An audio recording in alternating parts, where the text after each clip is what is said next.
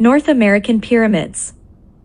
Mesoamerican cultures in Mexico and Central America are renowned for their impressive architectural feats, as they built enormous cities with a wide variety of structures, among them being those shaped like pyramids.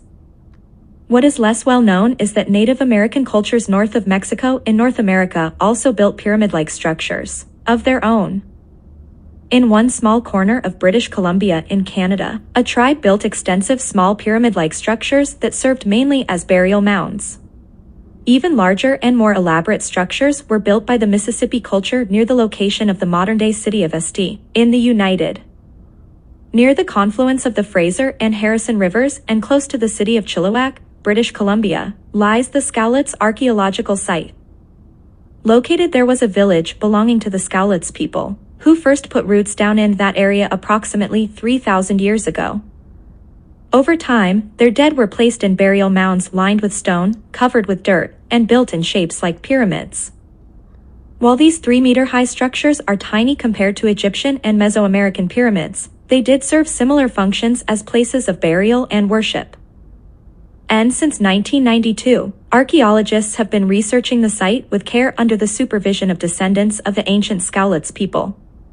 They discovered approximately 200 burial mounds grouped in clusters in one 10-square-kilometer area. Within many of the burial mounds, they unearthed tribal artifacts and the remains of the departed. Scowlitz tribal lore stated that even after their people no longer permanently lived in the area, tribe members frequently and to worship at these burial mounds of varying sizes were additionally a part of the Mississippi culture located in what is today the central United States. This culture originated around 500 AD and rose to prominence in central North America around the year 1000.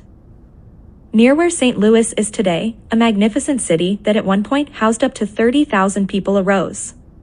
It featured dozens of large pyramids, yet by the time European explorers reached the region in the 17th century, the city had been long abandoned. Historians were unaware of the city's proper name, so they called it Cahokia after a local tribe, despite that tribe's own members admitting that their ancestors had nothing to do with the construction of the city. Today, the area is called the Cahokia Mounds State Historic Site and lies on the eastern side of the Mississippi River. The ancient city of Cahokia included a huge central plaza with large pyramids and was surrounded by outlying areas, containing numerous small homes with streets connecting every place to the others.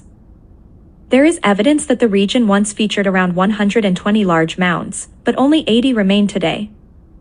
The pyramids were constructed of earth and were once covered in stone, but over time, locals removed many stones for modern building projects.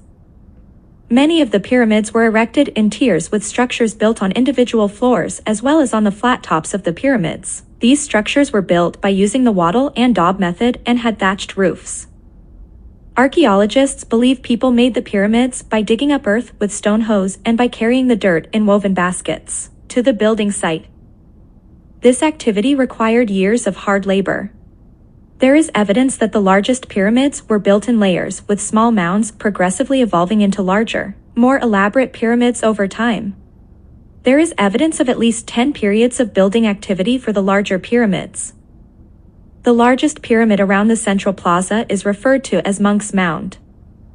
It stands 30 meters high, covers more than 5.5 hectares, and once had 4 stories with a flat top upon which there was a large structure that may have been a place of worship. Many of the smaller pyramids appear to have been elaborate burial mounds for the leaders of the people who founded the city, while other pyramids contain the remains of numerous people buried in clusters.